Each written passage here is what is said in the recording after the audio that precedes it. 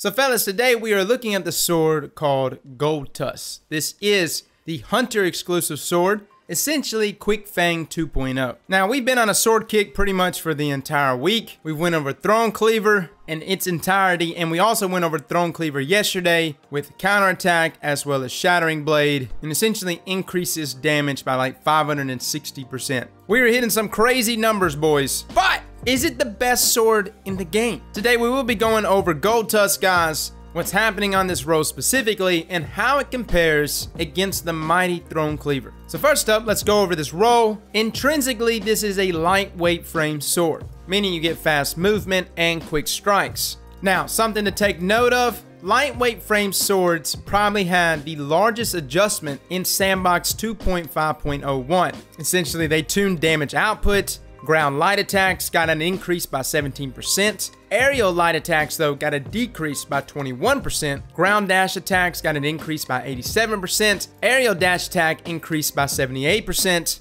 They also killed off no ammo aerial light attacks by decreasing it by 49%. And they also increased all other no ammo attacks by 15%. Ground dash attack, which is our heavy attack, got a cost increase from 2 to 3. Out of all the swords that were touched with Sandbox 2.5.01, lightweight frames got the largest adjustment, and we'll get into the reasoning behind why. But moving on to the rest of this roll, it also comes with Jagged Edge, which is the best thing for increasing impact. Swordmaster's Guard, and our first trait here is On Guard. Now, On Guard, quick attacks immediately after swapping to this sword do additional damage. Now, some things I want to talk about specifically in regards to On Guard. It increases our damage by 50%, or somewhere around that mark. So pretty substantial. But it only lasts for like a second, maybe a second and a half, which means you only have enough time to get off either 2 light attacks or 1 heavy attack, or in this case, a dash attack, which is super unfortunate. I tried so many times with On Guard to get off a light attack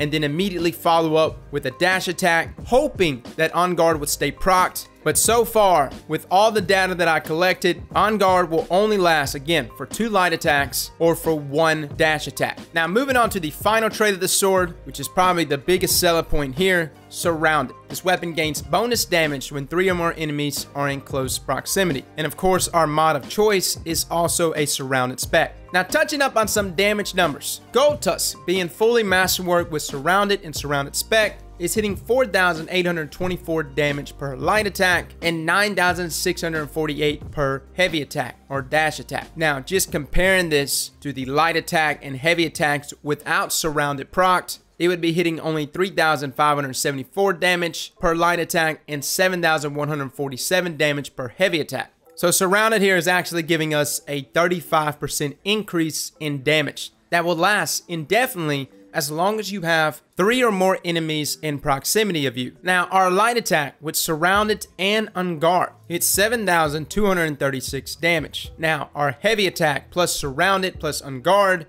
hits 14,471 damage. Now, a light attack plus Surrounded plus Tractor Cannon without On Guard hits 7,236 damage, and a heavy attack plus Surrounded plus Tractor Cannon hits 14,471. Again, the same as On Guard. This is just showcasing the 50% damage buff from either Tractor Cannon or On Guard. Now, when we actually combine the two, light attack plus Surrounded plus Tractor Cannon plus On Guard, it's 10,854 damage per light attack. Heavy attack plus Surrounded spec plus Tractor Cannon and On Guard, it's 21,707 damage. Now, that's actually some really good damage. When we look at the percentage increase with our heavy attacks and our light attacks, from start to finish, we get a total increase of 204%. Now, it's not 560%. Throne-Cleaver has got it beat in that aspect, but this does take us to GoldTusk versus Throne-Cleaver. Which one of these swords is the better sword for damage? First up, I want us to go over attack rotations. Attack rotation is different for a lot of different melee-based weapons.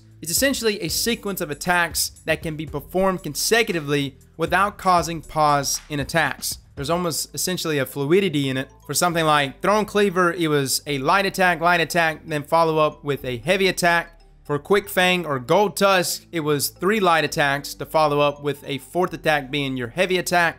And again, there is no pause or delay here. There's a slight pause at the end of the attack rotation in which you restart it. Now, previously, before 2.5.01, we used to break this attack rotation, especially with something like GoldTusk or Quick Fang, by jumping and attacking at the same time, which essentially allowed us to get a ton of attacks in that same time duration. But the issue is, since the most recent Sandbox changes, that 21% nerf there to aerial attacks has greatly diminished our damage while in the air. So yes, you will be getting many more attacks in, but at a greater cost. Not only that, you'll be expending much more power ammo. So I would highly advise not doing aerial attacks so that you're doing the full amount of damage, and on top of that, conserving more heavy ammo. Now, moving on to GoldTusk and its attack rotation and how much damage it can do. 3 light attacks plus 1 heavy attack uses a total of 6 ammo. And I'm also going to account for On Guard, and I do suggest that when On Guard is procced to do your light attacks with it instead of heavy.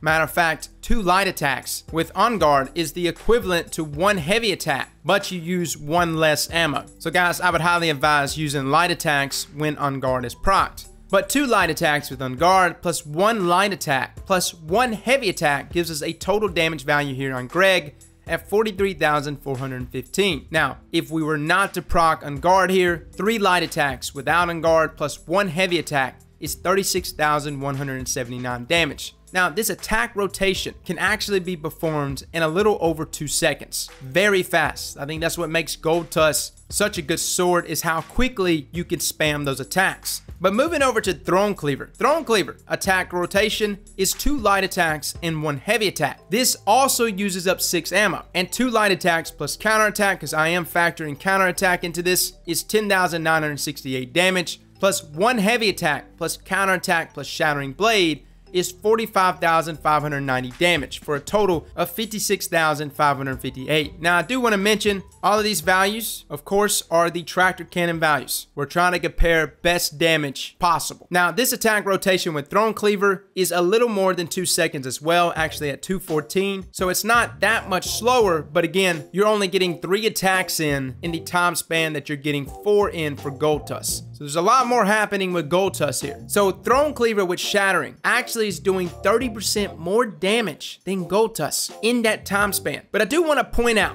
that Throne-Cleaver, if you were not taking advantage of Shattering Blade, 2 light attacks plus counterattack plus 1 heavy attack plus counterattack gives us a total damage here of 25,474. Meaning GoldTusk with something like On Guard is actually doing 70% more damage than Throne-Cleaver is without Shattering Blade. And GoldTusk without On Guard, just by itself, with just surrounded and tractor cannon, is doing 42% more damage than our Throne-Cleaver is without Shattering Blade. The reality is, guys, when we sit down and we actually start trying to get DPS values in, Throne-Cleaver plus Shattering Blade is the better burst damage weapon. If you are down to your final 3 or 4 heavy, there really is no other heavy weapon that can compare to it. Shattering Blade, counterattack, tractor cannon, all of those things combined with a max impact sword is absolutely disgusting, and is even better than something like GoldTusk with On Guard. But in a scenario where it's Throne-Cleaver versus GoldTusk, without Shattering Blade, without On Guard, you're just sitting there doing consistent damage outside of those traits being activated. GoldTusk does significantly more damage per second. And you see it right here, guys. I mean, you're just sitting there laying into bosses and enemies over and over again. So the verdict is, guys, Throne-Cleaver is still the best sword when it comes to that burst damage. When you only have a finite window in which you can go balls deep on your enemies, it's the best. It also has the ability to stun enemies, which is great for locking them in place. But in terms of consistent damage, it's obvious that GoldTusk is the better option here. But I do want to mention something. Consistent damage with a sword is not always good. The longer you're underneath your enemy, especially a boss, the more damage you're going to be taking. And a lot of bosses in their stomp animation only needs 1 hit to kill you. So there's pros and cons to both of these swords. They both require some setup, they both require some help,